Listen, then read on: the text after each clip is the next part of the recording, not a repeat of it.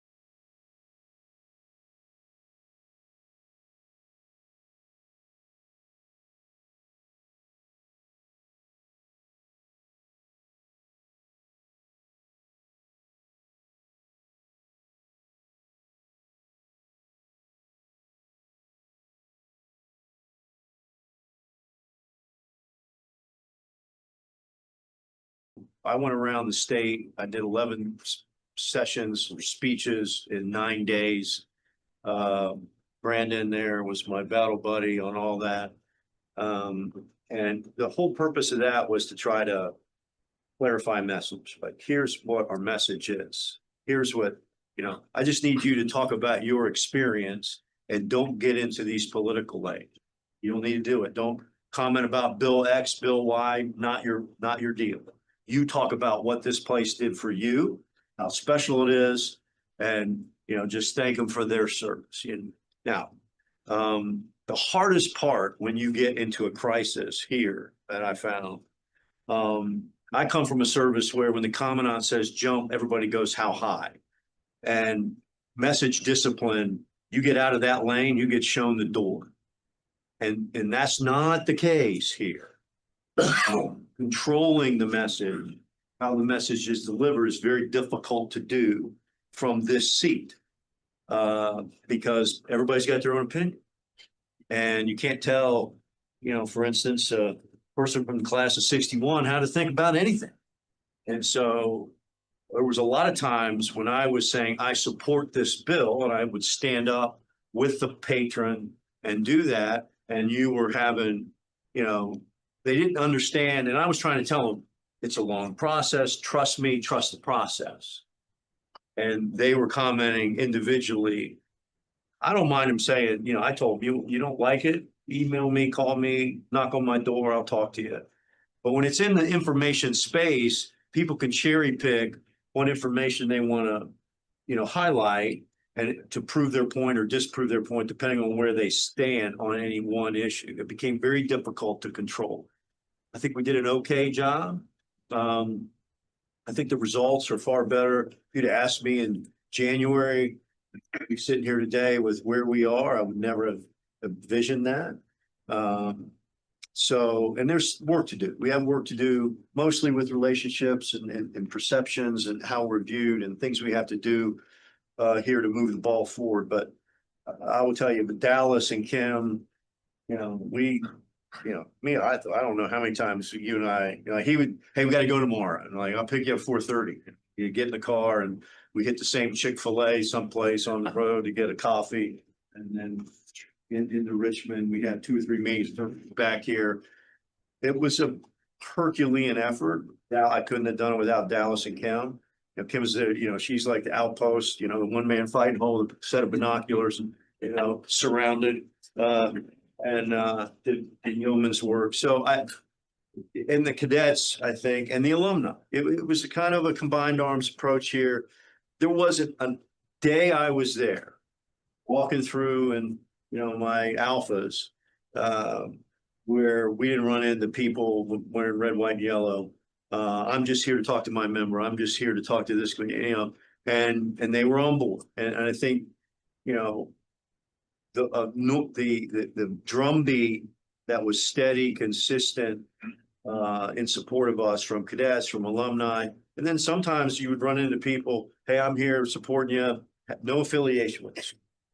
And so I think that together got our point across, and I think allowed us to be successful. And I would just say, I've said it before to everybody who cares to listen, that we wouldn't be here today without the governor.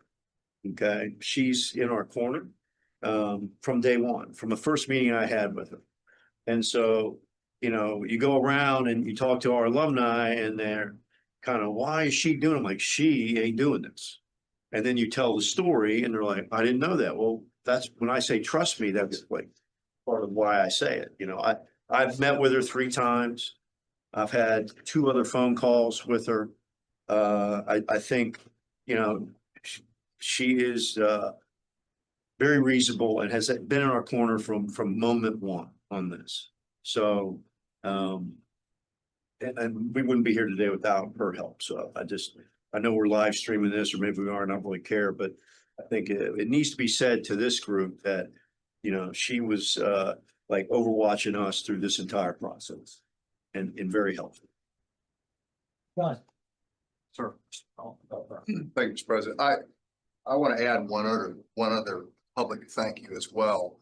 I appreciate what the superintendent said about the governor, for sure, but I also think it's worthy of noting that the former governor was more involved than anyone in this room knows other than me in helping through this entire process. And he has received lots of criticism in the past, but for those alumni who are paying attention, trust you me, he is your friend and done a hell of a lot for you this year behind the scenes, with him having been a former governor, an alumni of this institution, and now a member of this board.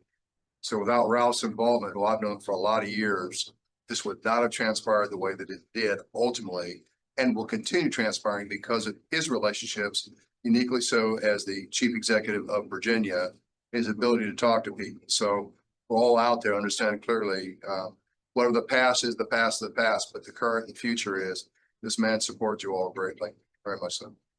And just to piggyback on that, because I had several conversations with a lot of misinformation about what transpired while he was in office.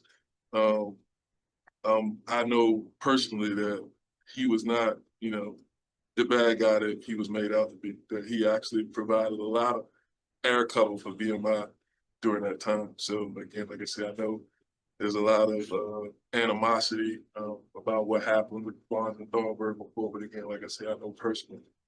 So yeah, I just wanted to piggyback on that. Thank you, Lester, Don, appreciate it. Jim, to the seat. Well, I guess the only comment I want to make, and it's actually directly to Dallas, is Dallas, you've taken over as CEO of the alumni agencies. I think the vast majority of alumni behaved well, but there were some that actually made the challenges more difficult. The class of '73 got the ball over the goal line on the alumni credo. And if we're gonna expect cadets to behave the way that we want them to behave and to become great leaders, then alumni need to set the example. And we need to hold them accountable when they don't. So, and that's that's yours. Sure, thank you. I think getting that message out. Go ahead.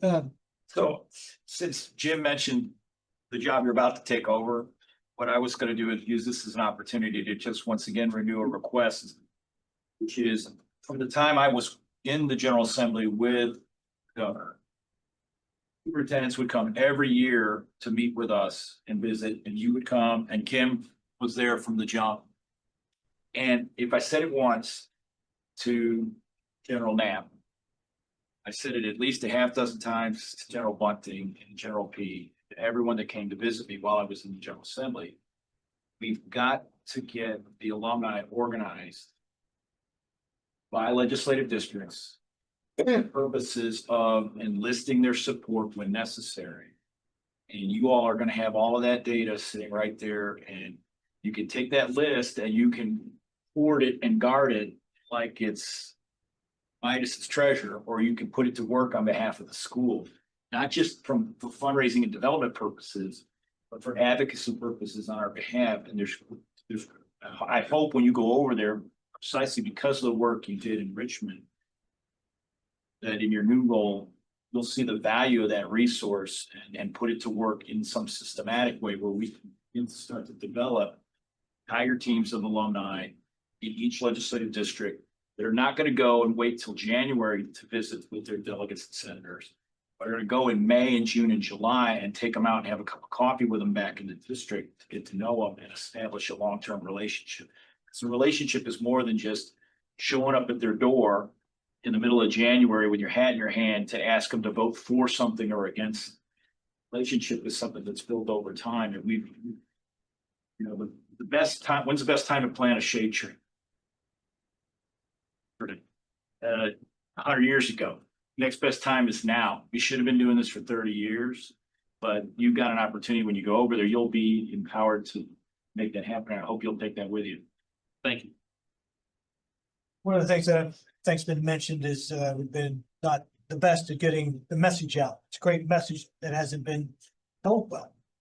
But there's a couple of target audiences. One is the General Assembly, but one is also the alumni. A lot of alumni don't know the good things that are going on. We need to get that message out, which will then transmit itself or convey itself to the General Assembly and other influencers in key positions. But